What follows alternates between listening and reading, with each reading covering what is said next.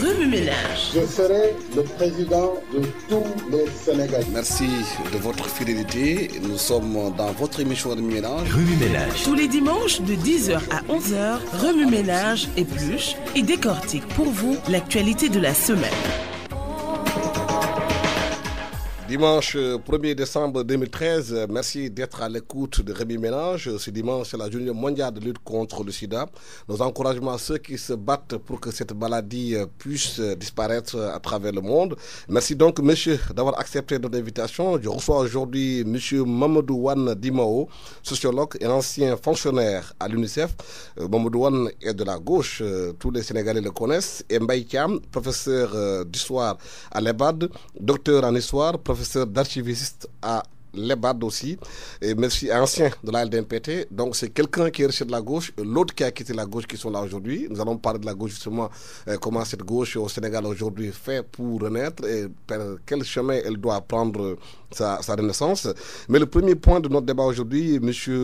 Mbaye Thiam, c'est l'argent du pays. On en parle aujourd'hui au Sénégal parce que de plus en plus on voit la gestion des deniers publics pose problème au Sénégal. En atteste la dernière fois un douanier chez qui on a trouvé 150 millions de francs CFA dans un sac. C'est vrai qu'il a été suspendu, mais combien de Sénégalais ont-ils thésaurisé autant d'argent chez eux? Et pourquoi aujourd'hui au Sénégal, l'argent public a du mal à être bien géré? Merci beaucoup, Alsan, pour cette énième invitation. Mais je dois dire que j'ai toujours plaisir à dire que je suis de la famille de RFM et que je ne suis pas invité. En réalité, je suis associé à une œuvre de salubrité en termes de communication sociale. Et je voudrais te remercier aujourd'hui aussi de me donner l'occasion de partager le plateau avec un grand frère que je connais depuis toujours, militant de la gauche. Merci. Sur cette question, je dois dire que l'exemple du douanier cité n'est pas le premier. Il y a quelques mois derrière nous, la presse a évoqué pendant longtemps le cas de ces deux responsables de l'ancien régime dont les enfants avaient subtilisé des centaines de millions d'argent dans la maison et qui ont pratiquement bazardé ça jusqu'au moment où pratiquement on n'en parle plus. Cette question de l'argent thésaurisé dans les maisons pose le problème de la corruption en réalité. Quand on trouve de l'argent chez des commerçants, chez nos parents baol qui travaillent, on peut comprendre.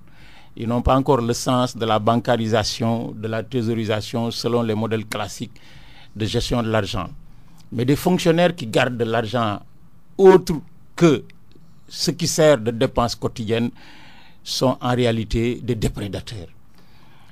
Moi, je ne connais pas la personne incriminée. Le dossier est en cours. Le ministère de l'économie et des finances a pris un certain nombre de dispositions. Mais ma conviction intime est qu'on a là des pistes qui, si elles sont explorées jusqu'au bout, démontreront qu'il y a quelque part de la prévarication. Parce qu'un responsable à ce niveau, à la fois statut et fonctionnel, qui peut se permettre de garder, et on dit dans des sacs de jute, 150 millions de francs, ça laisse dubitatif. Ça laisse dubitatif. Et les explications, les premières que l'on retrouve dans la presse d'hier, renvoient encore plus ou déplient le doute par rapport à l'honnêteté et la sincérité. Wane, comment analysez-vous aujourd'hui que l'argent public soit géré par des fonctionnaires qu'on trouve dans des situations aussi rocambolesques? Je vous remercie d'abord, Alassane. Ça fait partie aussi de nos paramètres culturels de remercier pour cette invitation et de me donner l'occasion aussi de partager votre plateau avec un jeune frère et de remercier aussi ceux qui nous écoutent. Moi, je pense qu'aussi, il faut l'aborder de façon systémique. C'est-à-dire? Ça veut dire qu'il faut interroger le système. On est, depuis l'époque coloniale, depuis l'époque des traitants, on est dans un système de fonction publique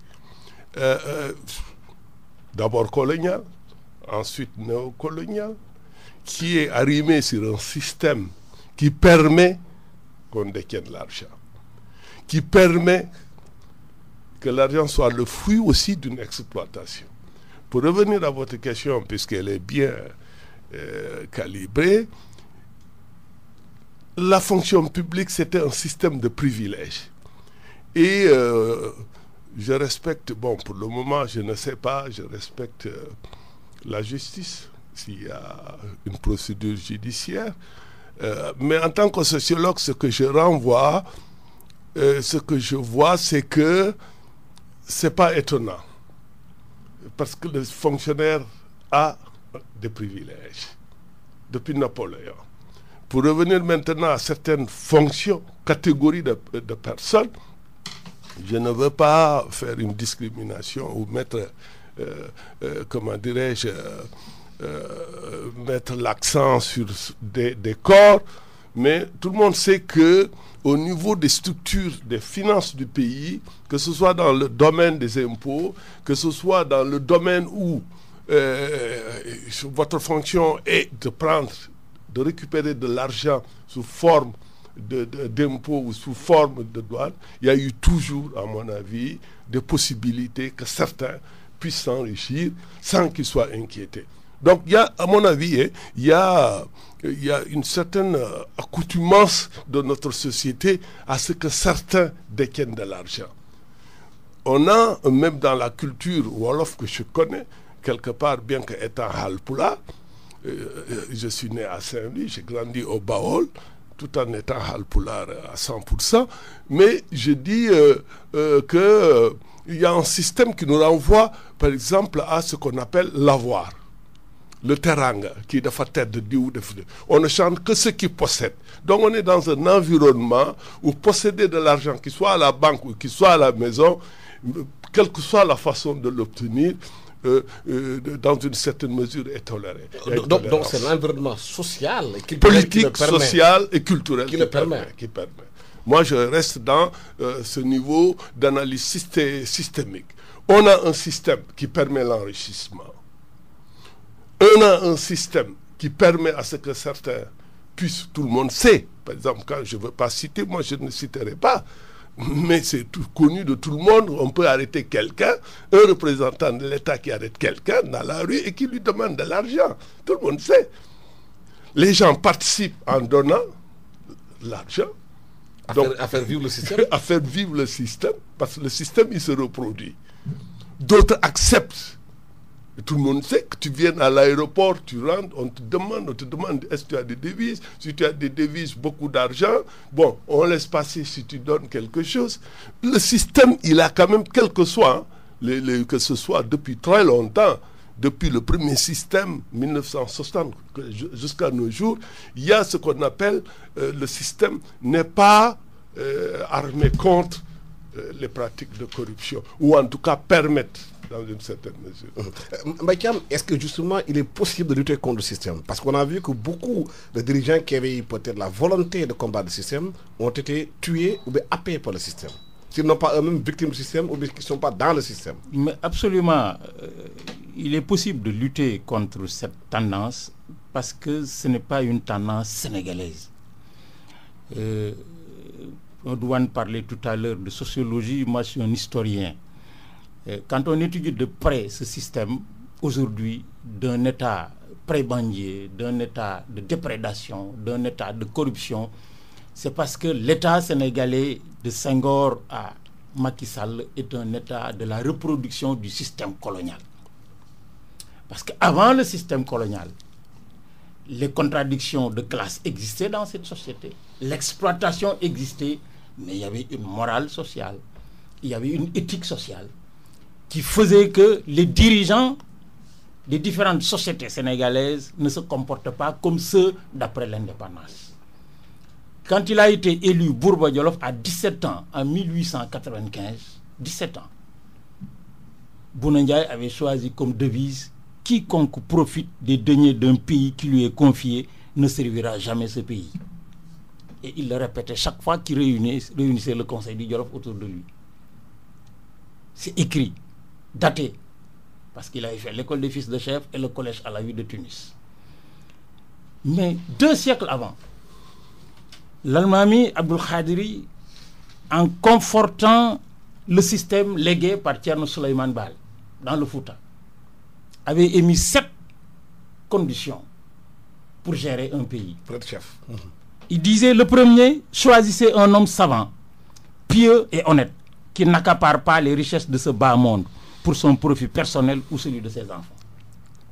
Deuxième directive, détrôner tout imam, et imam pour lui signifiait chef de la société et de l'église ou de la mosquée.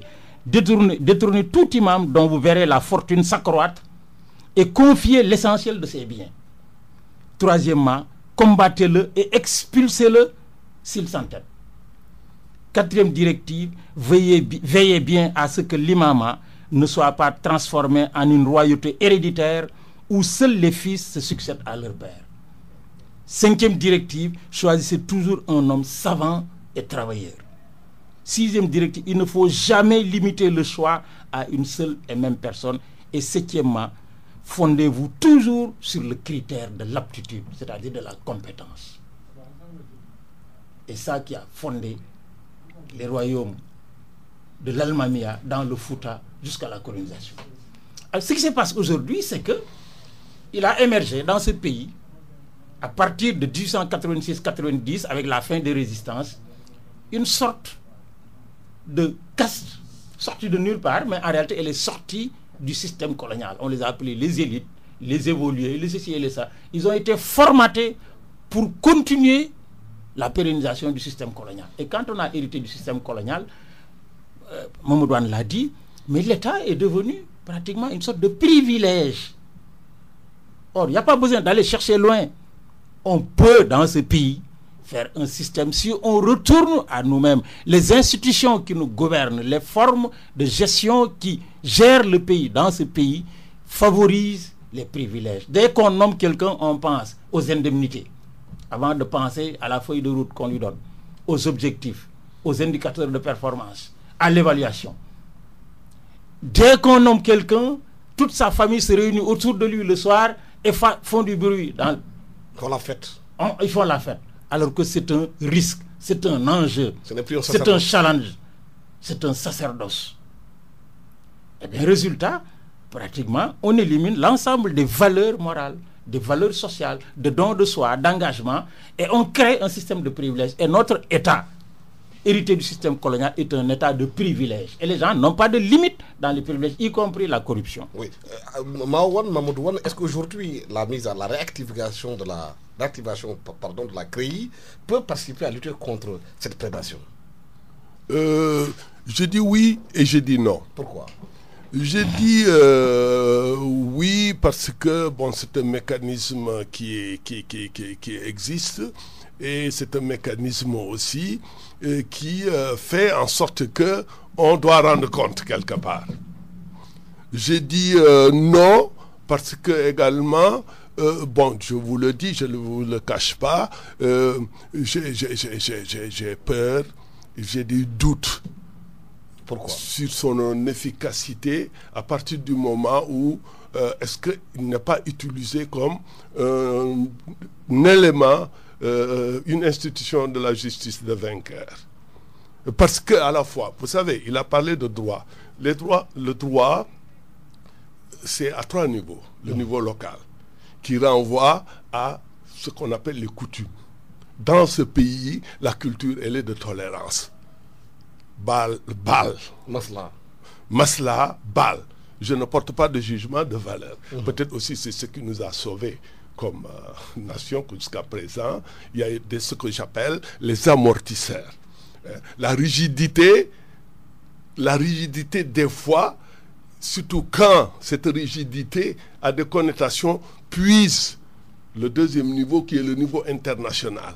Il y a des lois au niveau international de lutte contre la corruption. Il y a des lois au niveau international bon, qui nous ont été quand même imposées par ce que j'appelle la culture des bailleurs de fonds, des institutions internationales dont nous, Africains, nous n'avons pas de prise là-dessus, mais qu'on nous impose comme étant des mécanismes de régulation de nos économies et de bonne gouvernance, comme il dit, qui ne prend pas en compte nos propres éléments socioculturels, parce que les institutions, il y a ce que j'appelle la domestication socioculturelle des institutions. Est-ce que cela n'est pas dû quelque part au manque de leadership des pays africains qui n'apportent rien par rapport à cela, qui acceptent tout? Absolument, absolument. Il y a ce que j'appelle le désarmement idéologique et intellectuel des intellectuels africains. C'est-à-dire aujourd'hui, ce qui est le truc dominant, le modèle dominant, c'est le modèle de référence au niveau de l'Occident. Mais on ne tient pas compte aujourd'hui. Une loi ne peut pas être en conflit avec les normes sociales. Si vous avez beau avoir des lois, c'est comme ce que vous dites tout à l'heure, l'État, moi je pense qu'on n'a même pas besoin, on n'avait même pas besoin de créer, on avait déjà assez, à mon avis, dans notre législation, de dispositifs qui permettent de lutter contre le détournement public. Mais en tant que républicain, en tant que défenseur des droits humains également, je ne suis pas d'accord qu'on oriente, alors que c'est une question globale, c'est une question systémique, qu'on l'oriente contre des personnes qui font partie des Sénégalais.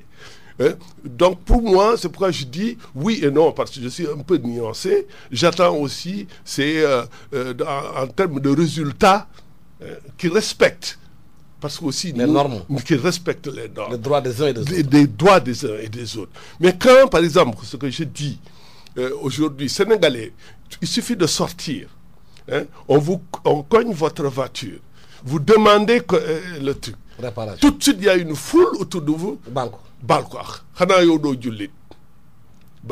Donc, il faut aussi avoir ces éléments, à mon avis. Cela ne veut pas dire garantir l'impunité. Il y a des mécanismes où on ne garantit pas l'impunité, mais on respecte aussi, jusqu'à, par exemple, à mon avis, on respecte les droits des uns et des autres. Je voulais terminer tout simplement sur cette question de deniers publics, de vertu, de bonne gouvernance. Si, par exemple, moi, ce qui est bizarre, et là, je ne parle pas en tant qu'élément politique, je parle en tant que sociologue. L'État, c'est une institution qui a plusieurs niveaux. Et le niveau des uns et des autres, à un moment, il y a une centralité. Mais quand il y a des institutions qui sont déconnectées, qui ont plus de privilèges que d'autres institutions, il y a ce qu'on appelle l'inégalité. L'équilibre. Oui. Si, par exemple, il y a un corps qui a le droit d'avoir la possibilité de 13e mois, de fonds communs, de 13e mois, de trésor, etc., et qu'on ne le généralise pas comme acquis social, si ça n'intègre pas, à mon avis, le système social, parce qu'aussi il faut qu'on avance de redistribution, parce qu'aussi il ne faut pas rester dans le misérabilisme. Aujourd'hui, personne n'accepterait que la fonction publique aussi soit sous-payée. Absolument. Mais est-ce que justement la mise en place des fonds communs pour les douaniers, pour ceux qui sont au trésor, ceux qui sont aux impôts, est-ce qu'on ne doit pas l'élargir à tous les Sénégalais parce qu'ils font le même travail que les autres?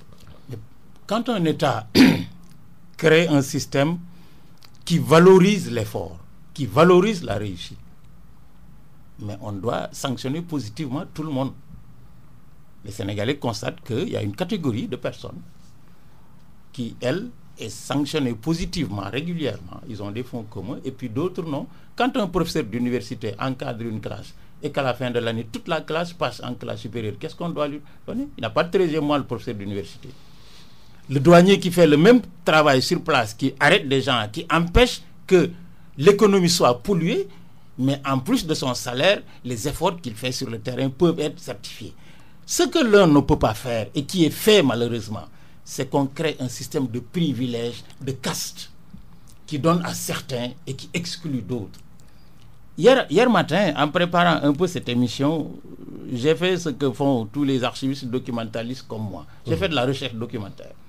Quand vous allez sur Google, hier à 11h, quand vous tapez sur Google à la journée de samedi 11h, vous mettez détournement de deniers publics, vous l'associez à Sénégal, il vous donne 731 000 références.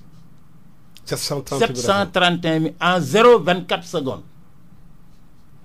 Quand vous mettez enrichissement illicite Sénégal, il vous donne 1 160 000 références en 0,25 secondes.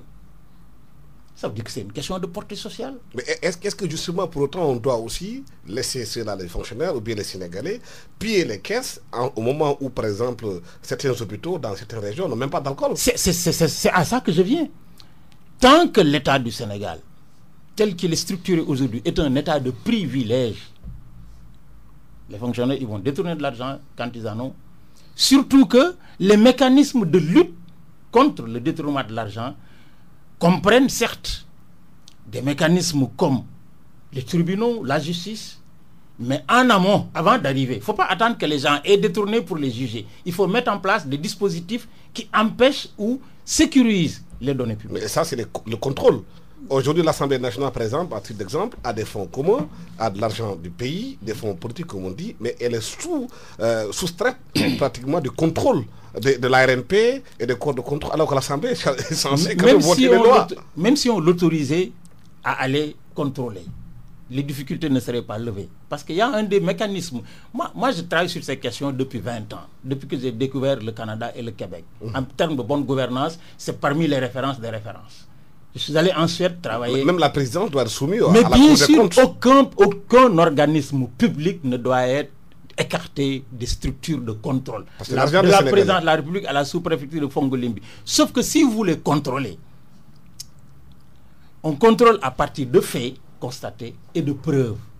Or, les sources de preuves dans toutes les administrations publiques, c'est les archives. Il n'y a pas d'archives. Il y a des archives, mais elles ne sont pas organisées. Il n'y a pas de professionnel des archives. Ce qui fait que quand j'ai fait soutenir un mémoire sur les archives comme source de contrôle, d'audit et d'inspection, l'inspecteur général d'État de l'époque est venu assister à la soutenance pour dire c'est ça qu'il nous faut. Mais quand les contrôleurs viennent dans les administrations publiques sénégalaises, ils trouvent des bribes d'informations qui empêchent des juges d'avoir les preuves formelles pour statuer sur des faits. Et ceux qui comprennent le mieux la fonction des archives, c'est les détourneurs de deniers publics. Ils nettoient les archives avant de partir. Or, notre pays fait en sorte qu'il y a deux choses qui se rejoignent quelque part et qui favorisent cela. C'est ce que Mamadou Wane appelle tout à l'heure les dimensions sociologiques. Mais les dimensions sociologiques existent, c'est réel. Mais la réalité concrète, c'est que c'est la nature de l'État, la nature des pouvoirs politiques, la définition de ce qu'est la charge politique ou administrative dans ce pays qu'il faut redéfinir en termes de valeurs et en termes d'objectifs à atteindre. Maouane, est-ce que dans cette définition aujourd'hui, quand on a parlé de déclaration de patrimoine, pour ceux qui doivent exercer des fonctions étatiques ou publiques, est-ce que la proposition déjà de faire la déclaration avant la fonction, après la fonction, et de rendre compte un mois après, comme l'a proposé l'Assemblée nationale, contre la proposition du gouvernement qui parle de 3 mois, est-ce que c'est une des solutions aujourd'hui? Non, c'est une des solutions. Moi, je suis... Mais vous savez, les sociétés forgent leurs mécanismes de contrôle et de transparence par rapport aux problèmes qu'ils rencontrent. Aujourd'hui, il y a ce problème qui est réel. C'est vrai que tout mécanisme qui permet que dans les fonctions publiques, qu'on fasse de la déclaration avant ou un mois après avoir quitté sa fonction. Un mois, c'est l'Assemblée qui le propose. Mais le gouvernement parle de 3 mois. Le gouvernement parle de 3 mois, mais moi je suis beaucoup plus proche de l'Assemblée nationale. Parce que comme il dit, moi je pense que c'est très important. Ils sont capables de faire disparaître les textes. Oui, effectivement. Non, pas, moi je ne... Traficoter les textes. Oui. Mais bon, moi ce que je veux poser, je veux rester dans les trucs un peu systémiques. Absolument. Oui. C'est un problème de système. Et si le système, aujourd'hui, c'est clair, il faut le dire, on a un État encore qui n'est pas un État... qui est un État un peu informel. Comprador. Oui, dans une certaine mesure. Et qui est en contradiction avec le niveau de social. C'est-à-dire, moi, je ne comprends pas que des millions de Sénégalais n'aient même pas le revenu nécessaire. Et que dans quelque part, on discrimine celui qui n'a pas, Kouyoreoul, Kouteddoul. Comme on a dit tout à l'heure, bon, on est dans une société de teranga. De teranga. De parasitaire. Oui, bon, c'est clair que moi, quand je survis la façon d'avoir de l'argent, que le chat soit noir ou gris pourvu qu'il attrape la souris. Donc, pour moi, c'est un tout systémique. C'est-à-dire, si on n'attaque pas, si on ne crée pas de possibilités pour que les Sénégalais aient un revenu minimum, par exemple, social. l'accès aux ressources soit quand même équitable. Démocratisé. Mais que l'accès aux ressources est accaparé par une minorité, et qu'il y a une compétition d'avoir, qui se traduit par j'ai la plus belle maison, la plus belle voiture, la plus belle femme. La plus belle femme. Et que les médias aussi participent. Qu'on chante ce qu'ils ont et qu'on ne cherche pas les valeurs. Comment vous l'avez obtenu, vous aurez toujours ça. Mais Mao, ce n'est pas seulement cette caste-là. Il y a aussi une caste de personnes qui est dans ce pays, qui ne travaille pas, qui ne fait rien, qui a tous les privilèges. Mais parce que le système le permet, c'est ce que je disais tout à l'heure. Le système permet. Si le système ne permettait pas ça, vous n'aurez jamais quelqu'un qui ne travaille pas et qui possède. Plus belle femme, possédant, compte en banque garni. Oui. C'est la façon dont l'argent est redistribué. L'argent est redistribué et certains qui sont assez intelligents, c'est pas qu'ils et qui ont des stratégies de capture, d'accaparement. Ils sont capables de capturer l'argent sans travailler. Le travail. C'est un gros problème ça dans ce pays-là. Ne pas travailler, être là, être privilégié, avoir tous les privilèges, alors que le paysan de Fongolembi ou bien à Ziguinchor aujourd'hui, on a besoin de seringue, on n'arrive pas à l'avoir. Mais c'est de la responsabilité de ceux qui dirigent, qui ont été élus pour ça. Est-ce qu'eux-mêmes, ils sont capables de changer le système? Mais ils ne font pas partie du système. Ils ont les moyens de le faire. Ce qui leur manque, c'est la volonté. Politique. La volonté politique. Ce qui leur manque, c'est la volonté politique. Du jour où, on va dire en président de la République, vous êtes élu pour 7 ans. Vous n'avez pas besoin d'un deuxième mandat. Un seul mandat. Mais profitez-en pour laisser une marque dans l'histoire du Sénégal. Peut-être qu'on aura, je dis bien peut-être, ce n'est pas une absolue vérité, quelqu'un qui va s'engager et qui va nettoyer les écuries.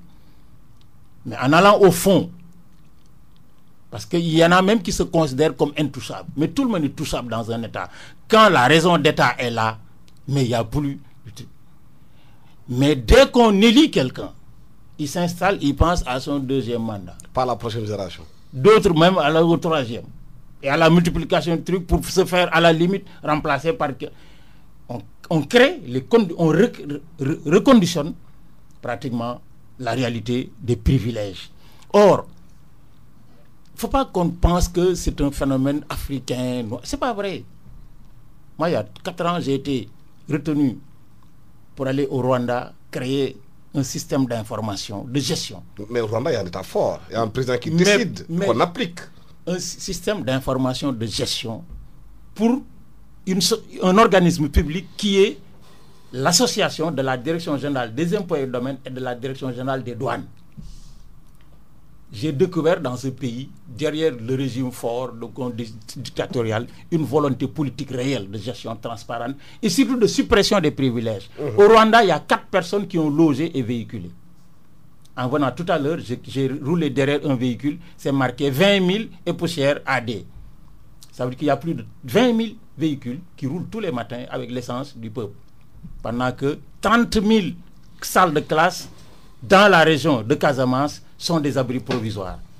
Pendant que des dispensaires, des femmes font 15 km la nuit pour aller chercher de l'eau ou pour se soigner, pour accoucher. Pour la déclaration de patrimoine, le gouvernement demande au seuil de 1 milliard c'est à partir d'1 milliard qu'on doit être contrôlé. 1 milliard, c'est quand même beaucoup dans un pays aussi pauvre. À partir de 10 millions, on doit contrôler. Même pas 10 millions. Personne ne peut prendre un sou indûment et échapper dans un état de droit. L'autre chose, c'est que tant que cette loi sur la CRI, mais elle a été votée en 1981, elle a condamné peut-être 1 ou 2 personnes. Souabre Diouf, oui. Souabre Diouf. C'est-à-dire de la réhabiliter ou de ne pas la réhabiliter, ce n'est pas la question. La question, c'est d'avoir au sommet de l'État un homme et des institutions qui ont la ferme volonté politique de dire nous sommes un pays pauvre, faisons comme disait Cabral, redistribuons équitablement la pauvreté. Quand on lui a reproché, Cabral, ingénieur agronome, qui pouvait se la couler douce au Portugal et laisser ses frères mourir, en disant, mais le pays pour lequel tu te bats dans le maquis, mais ils n'ont rien, c'est un pays pauvre. Il dit, quand on redistribue équitablement la pauvreté, tout le monde devient riche. Dans ce pays, on ne le fait pas, on s'accapare sa famille et soi-même. Et l'État est complice, parce que c'est ça la réalité. L'État est complice, l'État qui laisse faire. Le nombre de millionnaires anciens fonctionnaires ou fonctionnaires en activité, c'est inadmissible. C'est un scandale. Mais Mao, comment comprenez-vous aujourd'hui que des Sénégalais quittent le privé pour aller dans le public, alors que dans des pays normaux, c'est le contraire? Est-ce qu'aujourd'hui, l'État du Sénégal est un État de pillage ou bien d'enrichissement de l'argent des Sénégalais? Non, je ne pense pas. Hein. Moi, je suis... C'est assez paradoxal de quitter le privé qui est censé quand même vous donner plus de moyens que d'aller dans la fonction publique. Mais ça dépend de quel niveau de privé. Dans le privé aussi, il y a des entreprises qui ferment. Dans le privé, il y a des gens qui ne cotisent pas pour les travailleurs, pour leur retraite. Pour la sécurité sociale. Oui, oui. Dans le privé, il y a la précarité de l'emploi. Il y a jusqu'à présent des gens qui travaillent, même dans certaines organisations, et qui n'ont pas de bulletin de salaire, qui n'ont pas été déclarés. Les conventions collectives, mais etc. Je veux dire que bon, le privé, c'est pas ce qui est beau et le public. Exactement. Moi, je pense que dans notre pays, on a besoin que la fonction publique, que ceux qui travaillent au niveau de la fonction publique soient bien rémunérés pour avoir des services d'efficacité, des services qui sont fonctionnels. Et bien formés aussi. Et bien formés. Mais si vous payez mal la personne et qu'en même temps, il collecte des milliards, et puis il y a cette tentative de pillage, comme vous dites. Donc pour moi, on a une question de réorganisation de l'État. Réorganisation de l'État, c'est aujourd'hui aussi, c'est clair que vous prenez les médecins. Vous allez dans le privé, vous gagnez beaucoup d'argent. Vous êtes dans le public, vous ne gagnez pas de l'argent. Moi, quand j'étais étudiant, ce qui m'avait découragé, quand je voyais que la médecine, après 7 ans, vous touchiez 80 000 francs CFA, ça me posait des problèmes. Mais aujourd'hui, si, par exemple, dans le public, on ne paye pas sous les normes, par exemple, la fonction publique internationale. Moi, je viens de la fonction publique internationale. Nos salaires de cadres étaient calés sur les salaires du privé, des cadres du privé. Parce qu'aussi, pour rendre attractif la fonction publique, il fallait aussi avoir au moins des niveaux de rémunération. Est-ce que justement, ce n'est pas ce manque d'attraction qui fait qu'au niveau de la présidence, les gens d'État s'en vont? Non, c'est-à-dire qu'ils sont mal payés. Non, c'est-à-dire que la présidence, mais tout ça, c'est de l'idéologie, ce que j'appelle l'idéologie piégée. On nous a dit moins d'État. C'est pas possible d'avoir moins d'État. Et on a compris moins d'État, un régime d'amaigrissement de l'État. L'austérité. L'austérité, c'est pour mieux encadrer comment on va payer notre dette extérieure.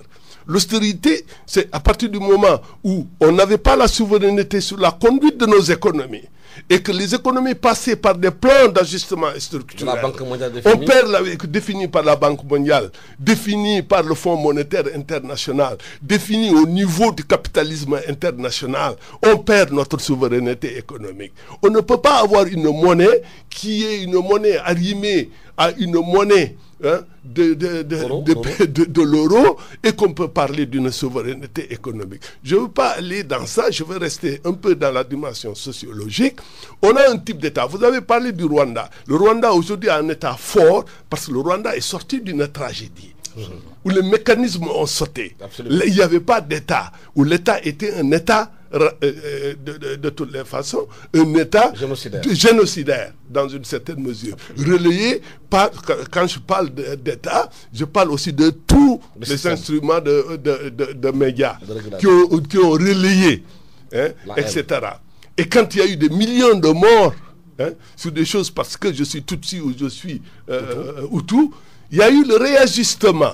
Les sociétés se réagissent en disant attention, on a besoin d'un État fort. Et dans la période de reconstruction, les bailleurs, les États-Unis surtout, ils sont venus au secours du Rwanda. Bon, ils ont une disposition peut-être de discipline collective qu'on n'a pas. Le Sénégal, des fois je me dis, est-ce qu'on est capable de porter ensemble un projet de vivre ensemble. Mais ça, c'est un problème. Si, par exemple, des citoyens, des fonctionnaires, de hauts fonctionnaires de l'État ne respectent même pas le feu rouge, comment voulez-vous développer? Non, absolument. Bon, maintenant, moi, je pense qu'il a dit, on a hérité d'un État colonial. Bon, je n'accuse pas, parce que moi, je ne fais pas le procès. L'analyse, c'est pour faire, on fait une analyse. Et pour dire, est-ce qu'aujourd'hui, la question qui se pose, est-ce qu'on a un État at the right time? c'est-à-dire au bon moment. Est-ce que notre État aujourd'hui correspond à ce que j'appelle la forte demande, la forte demande de plus-value sociale, plus des emplois. Des emplois qui est un droit. Le fait d'avoir un emploi, c'est un droit qu'on ne négocie pas. Les Sénégalais, aujourd'hui, la majorité n'accepte pas ce régime de privilèges. Ce régime de privilèges, qu'il soit capté dans la fonction publique, on ne l'accepte pas. Ce régime de privilèges, qu'il soit capté dans le privé, on ne l'accepte pas. La deuxième question, c'est la transhumance aujourd'hui. Est-ce que c'est une autre façon de se recycler aujourd'hui pour aller encore faire la prédation au sein de l'État? On voit des mouvements citoyens qui ne vont pas directement vers la transhumance directement, mais c'est un contournement intelligent. Mais la transhumance, c'est le prolongement de ce qu'on a évoqué tout à l'heure, c'est-à-dire de la corruption, de la concussion et de l'absence de valeur. Parce que, qu'est-ce que c'est? La transhumance, c'est l'exemple typique, nous en a été donné lors du dernier déplacement du chef de l'État à Dodji, où quelqu'un, au micro, a dit « J'ai fait 20 ans au Parti Socialiste, j'ai fait 10 ans au PDS, j'ai fait 10 ans je ne sais pas où, et maintenant je suis avec vous. » Mais est-ce que le président doit accepter justement ce phénomène de transhumance où les Sénégalais, dans la grande majorité, ne comprennent pas qu'on recycle les anciens? Mais tout le monde a applaudi, y compris à la tribune, parce que pour eux, c'est un gain politique. Or ça, c'est une défaite morale, c'est une défaite sociale. La transhumance, mais elle est abjecte. Il faut qu'on se dise les choses de manière claire, qu'on arrête dans ce pays de se passer l'éponge et de croire que nous sommes une société de... C'est le Morbaï dit que nous sommes une société d'escrocs. D'escrocs, d'hypocrisie, organisée socialement, pour couvrir l'ensemble des... En tout cas, un certain nombre. Parce que la transhumance, c'est quoi? Que quelqu'un, au premier tour d'une élection, vote pour le régime en place. Entre les deux tours, sans le changement du vent, crée rapidement une organisation, quelle qu'elle soit, crée la tension là où il était, pour partir. Que quelqu'un reste dans son camp jusqu'à la défaite. Et qu'au lendemain de la défaite, vient devant les médias pour dire je m'interroge, pour le moment je réfléchis. Pour 3 mois après, créer un mouvement dit de la société civile. Aidé par les médias aussi. Créer de la dissidence et va négocier. Je dis c'est de l'hypocrisie. Il faut dire les choses telles qu'elles sont. C'est de l'hypocrisie. Quand au Djolof, au Kayor, au Fouta, au Saloum, on perdait le pouvoir, on allait chercher des forces. On revenait pour conquérir le pouvoir. Mais on ne faisait pas de compromissions, à la limite, pratiquement. Maouane, très rapidement sur la transhumance. Non, moi je pense que c'est la maladie chronique dans le domaine politique au Sénégal. Mais tout ça pour capturer, avec des tendances, pour capturer les ressources. Absolument, avec des tendances lourdes. Depuis le BDS, la CFIO, c'est des tendances lourdes. Parce qu'une société, quand on voit quelque chose, à mon avis, il faut faire une analyse historique. Maintenant, c'est toujours le régime des privilèges. Quand l'État devient le siège de la capture de privilèges, quand vous perdez cette possibilité, c'est quand vous perdez cette fonction d'être dans le parti au pouvoir, vous allez rester avec le parti dominant. Et c'est légitimé. Et bon. D'autre part également, la transhumance, c'est comme vous dites aujourd'hui, on observe ce que j'appelle les VDN de la transhumance, les voies de dégagement, de contournement, en créant, en disant oui, ou bien que le président a appelé le rassemblement. On trouve toujours une justification au détriment de l'éthique. Et de la morale. De la morale en matière politique. Et de la nécessité aussi de rendre aux générations présentes, aux générations futures, l'amour de la politique. Dès que la politique ne signe aujourd'hui, vous insultez quelqu'un, demain vous êtes avec lui en justifiant que c'est au nom de l'intérêt national. Ce n'est pas vrai. L'intérêt national, c'est la clarification idéologique. L'intérêt national, la politique doit être allumée sur nos valeurs. Les valeurs de la société sénégalaise, c'est des valeurs de Djom qui ont été chantées. Des valeurs de fidélité qui ont été chantées et qui existent. Notre société est de constance. Notre société n'est pas que négative. Moi, je refuse de regarder ma société que d'une manière négative. Absolument. Si on regarde notre société à travers les institutions, aujourd'hui, comme l'État, et comme les représentants de l'État qui favorisent Parce qu'il le favorise. Il y a même aujourd'hui le parti au pouvoir qui fait des démarches pour débaucher. On a vu à l'Assemblée nationale, ils ont fait des démarches pour débaucher des personnes. Et moi, je pense que tant que cette culture, que j'appelle la culture de prostitution politique, va continuer, ça va être au détriment de la démocratie. Oui. Il parlait tantôt de clarification du champ politique. Est-ce qu'aujourd'hui on parle de la gauche, de la refondation de la gauche? Est-ce que la gauche au Sénégal aujourd'hui peut renaître? Mais d'abord, elle n'est jamais morte, la gauche, elle est là. Elle est là à travers des hommes.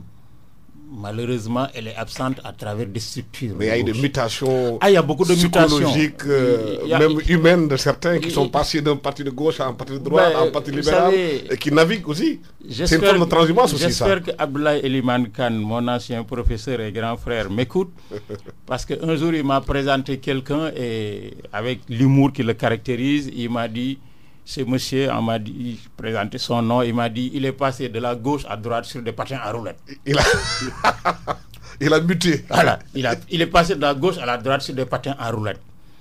Ça veut dire quoi? Ça veut dire que, à un moment donné, une certaine forme de processus politique a créé dans ce pays des obscurités dans lesquelles tout le monde s'est engouffré. Parce que la gauche sénégalaise, elle a des traditions de gauche. Elle a des traditions de gauche avant le système colonial.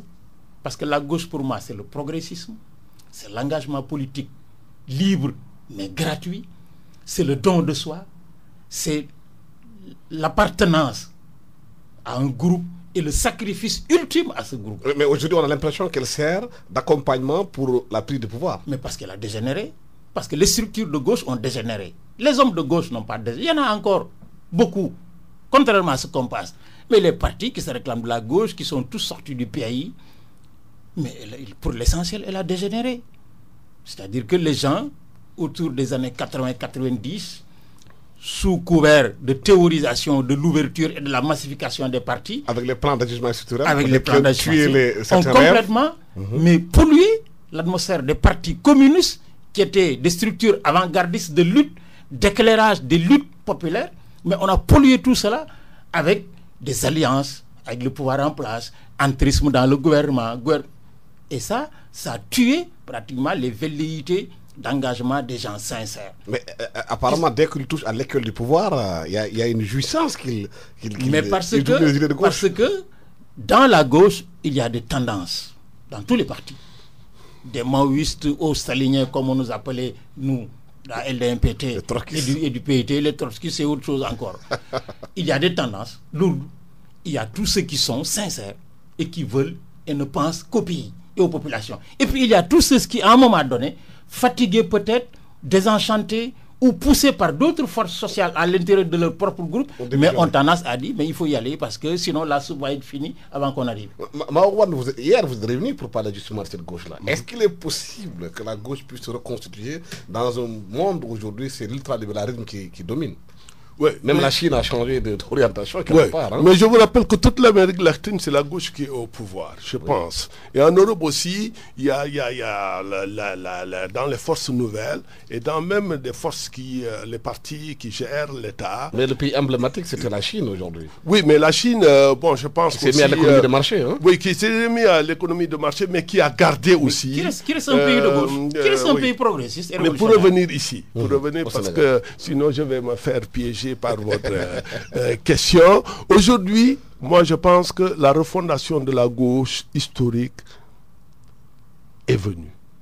Pourquoi c'est venu? D'ailleurs, nous, avec les camarades avec qui j'ai cette initiative, je suis membre de comité d'initiative, c'est le temps de la gauche. Pourquoi je dis c'est le temps de la gauche? Vous avez décrit la première partie, c'était la corruption. La deuxième partie, la transhumance. Vous êtes parti donc sur des valeurs.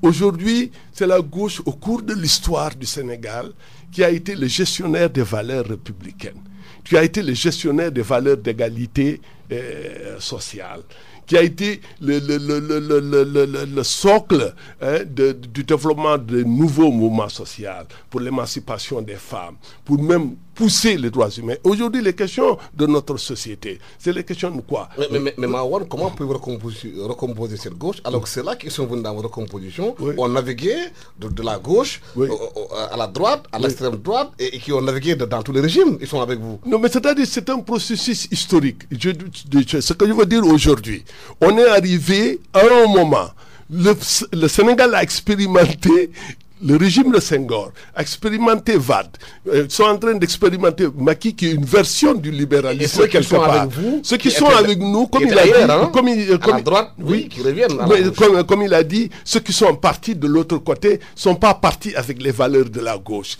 Ils sont partis dans des stratégies de capture de pouvoir.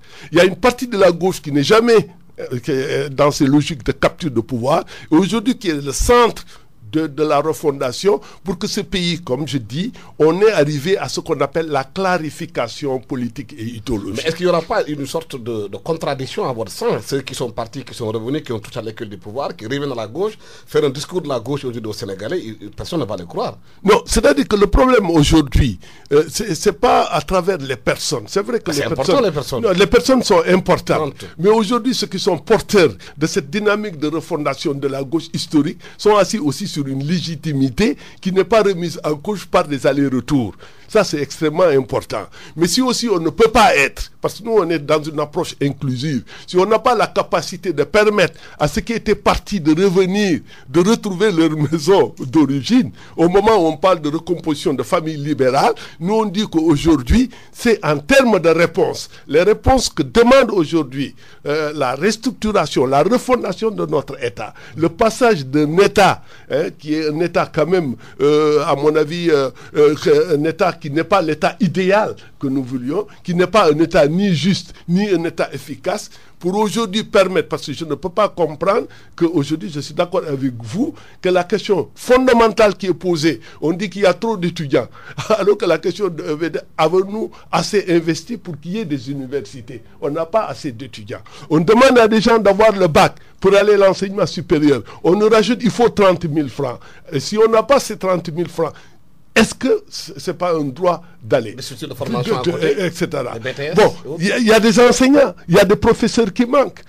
Vous parliez aujourd'hui, le secteur social, là où on n'a pas d'argent à manipuler, qui ne sont ni douaniers ni policiers, mais qui donnent cette mission d'éducation, qui est la stratégie pour nous sortir de la pauvreté. Ceux qui soignent les Sénégalais et les Sénégalais, qui sont dans les formations hospitalières, qui sont dans le service public. Il manque aujourd'hui la question également de même revoir la question de l'entreprise. Refonder. Est-ce que les ouvriers ne doivent pas avoir l'actionnariat populaire, l'actionnariat dans les entreprises, la révolution agricole, l'électrification de tout le pays? On parle de mettre la priorité sur l'agriculture, mais on parle en termes de mesures, mais on ne parle pas en termes de stratégie et d'action. La question aujourd'hui également de l'équité en genre, la question de l'égalité, l'équité quant à l'accès aux services sociaux de base et la redistribution, l'instauration d'un minimum, c'est ça que la gauche... Mais ça, c'est un vaste programme pour la gauche au Sénégal aujourd'hui. Est-ce qu'aujourd'hui, vous pensez que ceux-là qui avaient muté, entre-temps, qui sont revenus dans la gauche, peuvent faire quelque chose face aux Sénégalais qui les regardent? Moi, je ne crois pas à l'incarnation-réincarnation. Ce que je crois, c'est que la gauche existe dans ce pays, parce qu'il y a des hommes et des femmes de gauche. C'est les hommes qui portent les idées. C'est les hommes qui portent les idées. Si les gens sont sincères, honnêtes et offrent aux populations sénégalaises des alternatives de gauche crédibles, ceux qui ont fait le 23 mai devant l'Assemblée nationale, 23 juin plutôt devant l'Assemblée nationale, sont capables de s'arrimer derrière un programme de gauche et de faire triompher la gauche. Maintenant, ceux qui font créer des groupements d'intérêt économique, politique, syndical, de GIE, mais ils ont le champ devant eux, mais l'histoire nous jugera. C'est un immense plaisir d'avoir reçu aujourd'hui dans ce studio Mamadou Wandi Mao Mbaye Thiam pour parler du Sénégal. Merci infiniment d'avoir été avec nous dans cette émission animée par Alassane Samba Diop, à la technique Abdoulaye Diop. Excellent dimanche à tous.